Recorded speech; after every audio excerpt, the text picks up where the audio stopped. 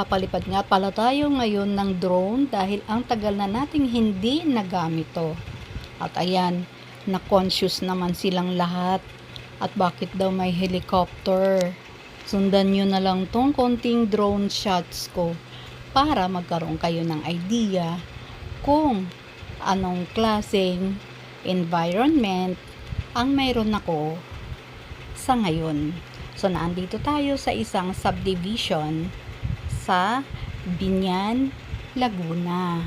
At dahil nga ang baba lang ng palipad ko dahil mahangin, ayun, narinig nila bakit daw may lumilipad na tutubi. Ayan, tuloy, nagbabay ang bata nung ma-realize niya. Drone pala. At mabuti na lang, wala pang masyadong sasakyan na dumadaan.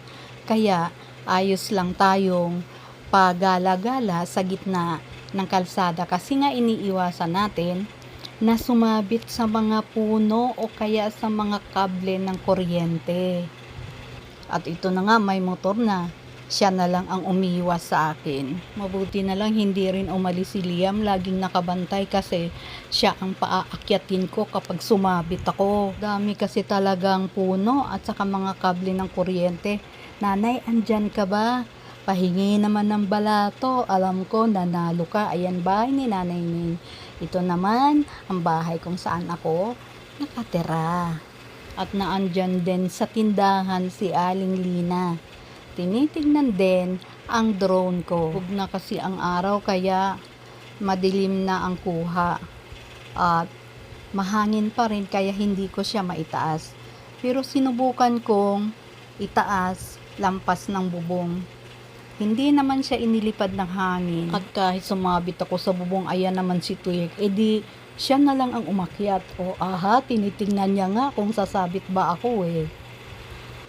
Titingnan naman natin dito sa loob ng bahay kung makikita natin si Ate Cheng. So, ayan, itinaas na natin. At ayan nga, binabantayan din ako. At tinawag niya pa ang maganda niyang nanay. Ayan, lalabas na. Tignan nyo. O, diba? Ayan, ang magandang nanay ni Ate Cheng. Sige, Ate Cheng, kaway ka lang dyan, ha? Mas maganda palang magpalipad dito sa taas ng bubong kasi wala akong sasabitan at saka ang lawak, 'di ba? Siguro maganda talagang magpalipad dito sa taas. 'Di ba, le? Baka naman nakapagpalipad nga ako tapos nalaglag naman. At least na try kong paliparin ulit at alam ko na hindi pa siya sira. So, yun lang. Sana na-enjoy niyo ang panonood sa ating mini vlog for today. Thank you for watching. Have a good one. Byeers!